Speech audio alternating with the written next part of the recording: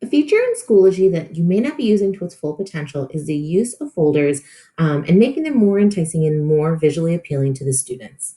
So the first thing I want to do, I'm here in one of my classes, and I'm going to add a folder to help me organize my resources. A lot of our teachers do use the folders to organize maybe a whole unit or a whole semester's worth of resources, but you can take that one step further and make it really easy for both your students and your parents to see where everything is.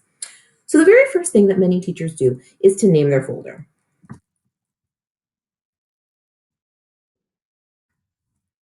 And the second thing a lot of our teachers do is to change the color. Either teachers love colors or they might have a color coding system. Depending on what color the folder is, will depend on what's in the content. And then usually a lot of our teachers do stop there. For me, though, I like to use this space right here, the text space, to not only give a description of the course, but maybe even also put in images or pictures or other resources to help students identify what folders are what.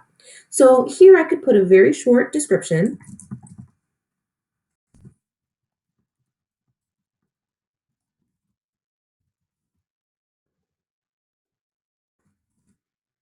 I might also put in some images. So to add an image, I'm going to click over here on Insert Content, and I'm going to click on Image. What's nice about this image box is that I can upload something that's already on my computer, or I can paste a URL from a website. So I like this feature because I don't like to save things on my computer, or I might be using a Chromebook where I can't save a lot of things on my computer. So I open up a new tab and do a Google search for fall semester. I go over to the images and I find one that I like. Let's do this one.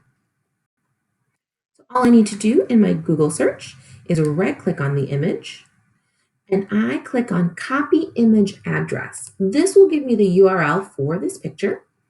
I go back to Schoology and in the links, I right click into the box and click on paste.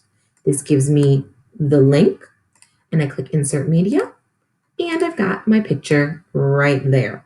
Notice that when I clicked on my image, if I click out of my image, my picture's right there and it's a little big, but if I click on my image, I get these little dots right here, right here, and I can resize my image to make it smaller or bigger. For these folders, I would suggest an image of about this big, just so that it doesn't take up too much room on the student's page, but then they can still see the image. And go ahead and delete any extra spaces that you might have. The last thing I do like to insert into the bottom of this folder, especially for middle and elementary school and even at high school, is putting in some I can statements. This will help students kind of focus their learning and know what they need to get out of this entire folder. I might do something like this.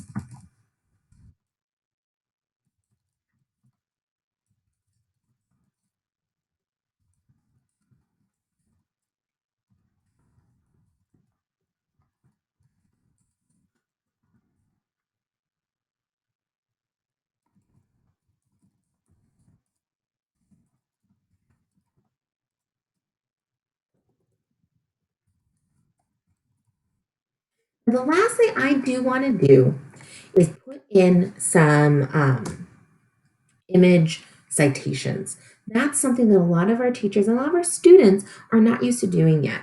They're used to citing images, or I'm sorry, citing resources within a paper or when they use something online, but not so much images. And images do fall in the same place as where we cite content from a book or from a website. So doing the same thing, if I maybe deleted my saved URL, I'm going to go back to my image, copy image address, and all I need to do in Schoology is type in image credit and the URL, and that shows the student that you did not create this. And personally, I just like to make it italicized. And then maybe make the text a little bit smaller. Let's see if we can do that. Looks like we can't. I could change the colors if I wanted to. But now I can create this And notice how more appealing this folder looks for students.